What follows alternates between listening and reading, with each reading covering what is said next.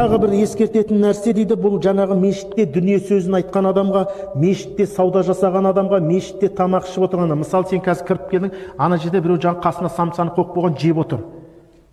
Оған ескерту жасау, бауырым, сен ас болсын, бірақ негізі мешітте тамақ жеу макрух болады. Бауырым, Алла разы болсын, жамағат намазын күтіп отыр екенсің, сауаптан болсын. Бірақ бұл жерде сіз дүние сөзін, сауда саттықты, машинаның бағасы қанша болып жатыр, оны айтпа дейді.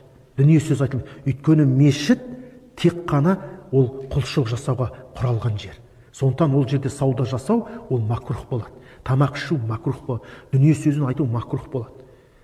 Одан кейін мынау жаңағыдай мас болмаса жаңағы қайыздан тазармаған әйел адамның, жаңағыдай нифастан тазармаған әйел адамның, мысалы жүніп күйінде кіріп бара жатқан ер адам болатын болса, оны біліп тұрған болсаң, оны тоқтату да бізге міндет болып саналады.